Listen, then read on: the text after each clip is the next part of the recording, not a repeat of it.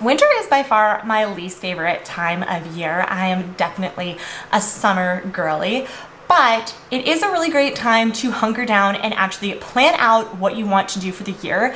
Because you're hunkered in inside anyway, you can actually utilize this time to do a lot of the not so fun planning aspects, or in my mind, not so fun. What we're gonna do today is break down exactly how I created my garden in Google Docs, which is a free program that you can use in order to build out visually what your garden will look like, and you can start to decide where you want to plant each item.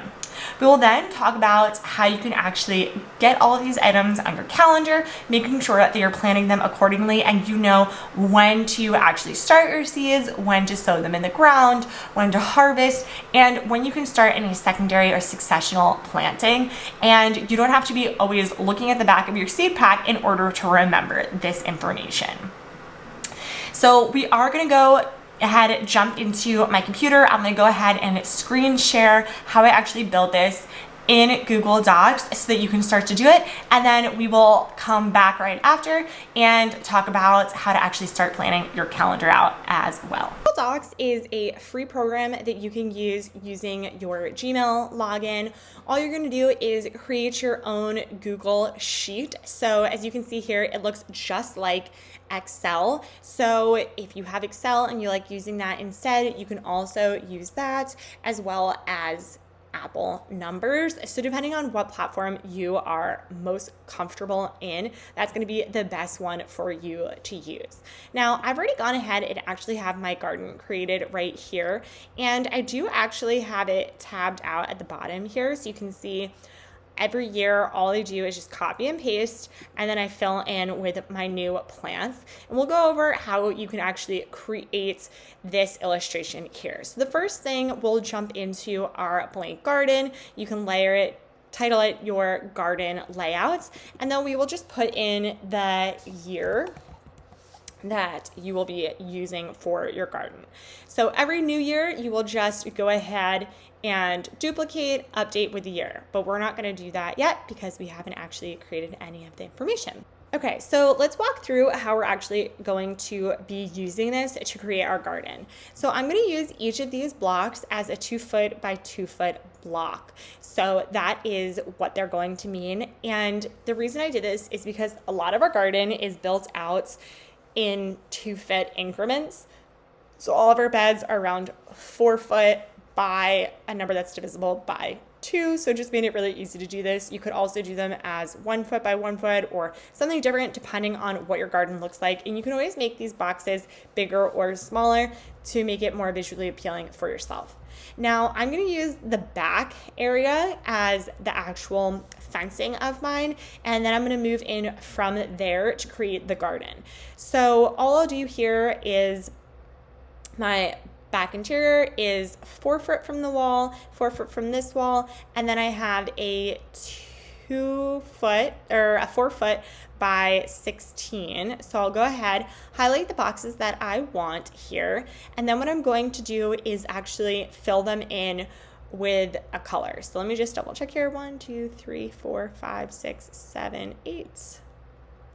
So it is 4 by 16, so it will be 2 by 8 in boxes. I'm going to go ahead, go into the more. I'm going to choose this paint bucket. I'm going to choose fill color, and I'm going to choose black. Now, the reason that I did black is because I like to have black as the beds so that I can actually see them really well and clearly, and then I will make what's actually going inside in a white or colorful text in order to understand what I'm going to be planting inside of there. So I'll go ahead and start to build out my garden now.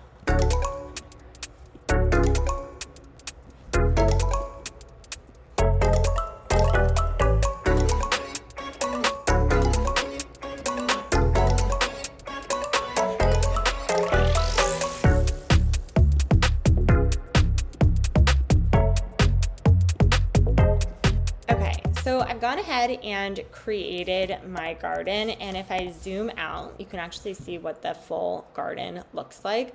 So not super exciting, but it's all here. Then what I'm going to do is I'm going to go ahead, I just like to delete some of the extra boxes just so that I'm not looking at them. And then I'm also going to create a border around these. So to do that, I'm just going to highlight everything here. I'll go to border and just a border around. That way I just kind of know where my garden starts and finishes. Now what I'll start to do is, because I have this tab here, my garden's all planned, I am going to name it with the year. And what I'm doing this for is then next year, all I have to do is duplicate, and I don't have to reinvent anything. Now I'm going to do is start labeling what plants will go in where. To do this, all you have to do is highlight the boxes that you want to be writing items in, and I'll pull my text in here, or I'll put it in here. Do my text in white, and maybe for this one I want to have corn, so I could go ahead, put that in here. And then what I can also do is I can actually make it so that inside of these boxes I can format, merge all these cells that it's inside of, and I can also align it in the actual center here. So I know corn is just going to be in this half of the box, where maybe this half I'm going to do beans. Now, if I want to do multiple plants in one section, so maybe I want to do corn and then I want to do string beans with it on the bottom, then I might put that in the same section with it, just so that I know both items are going to be in here. I also sometimes will do, if I have two separate items, so maybe I want to do beans first, or I want to do sugar snap peas.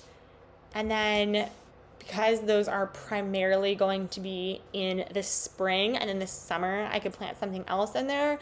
Maybe I want to do string beans following that. What I will do is then I can just take this and I can change the color. So I can say, okay, sugar snap peas are going to be my spring plants. I'm going to make them green. So anything that's green are going to be the first item that I plant. Anything that's purple, or maybe we want to do a color that shows up a little bit better, and that's pink, will be my second season of plants. So you're going to want to go in here, fill out everything within your garden. So you can see here what I've done is I went in, started to fill out what I had. You can also shrink the text. You can change in some of them, do whatever kind of things you want. For example, here in this box, it's quite a large box. It is a 4-foot by 16-foot box. So I said I'm gonna do 8 bell plants, 4 shishitos, 1 jalapeno, and 4 spinach plants. And then I also did some complementary plants. So I have cauliflower, then I've also mixed that with chives, because that's gonna help reduce some of the buggies that are going to be in there.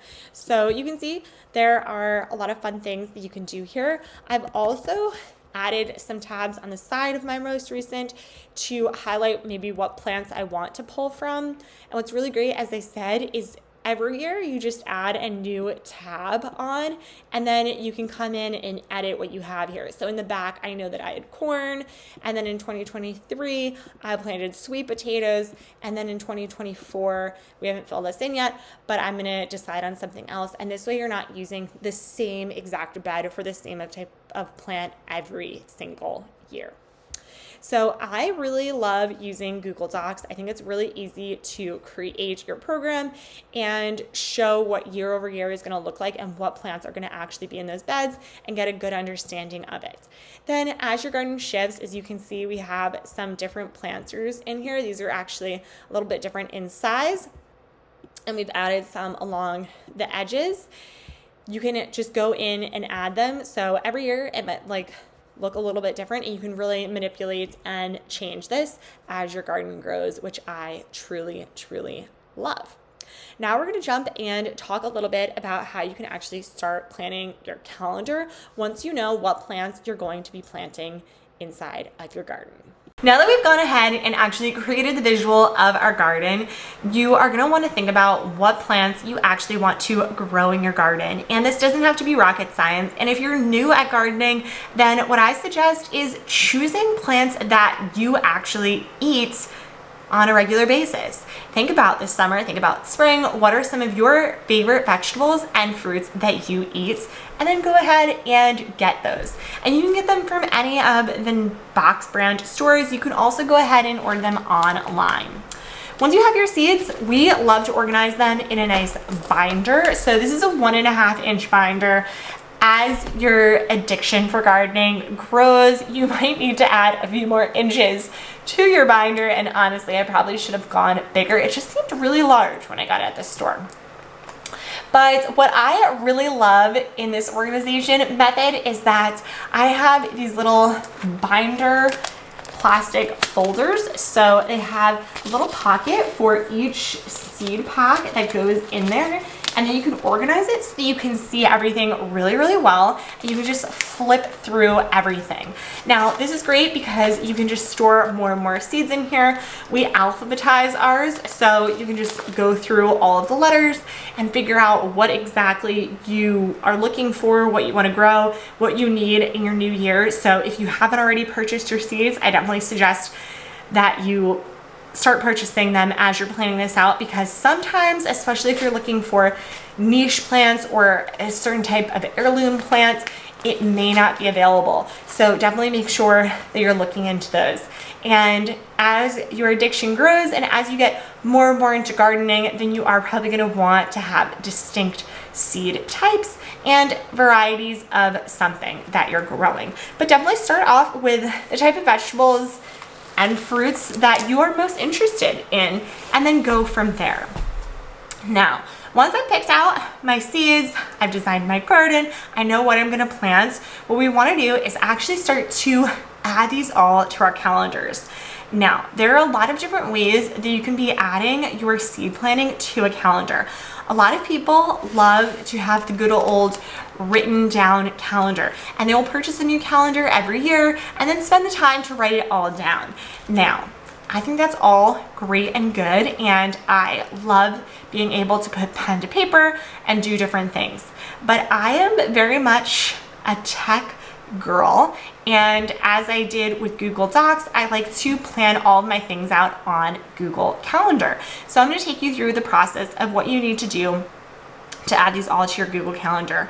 So I use Google Calendar for all of my planning. I just think it's easier to have everything on a digital calendar and not on paper, especially because if you're doing some of these repeat planning items, why not just make it something that comes up every year?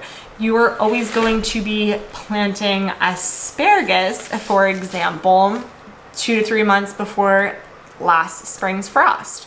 So if it's always the same every year, why do you need to write it down every year? Why don't you just create one that comes around every year and you don't have to keep redoing it?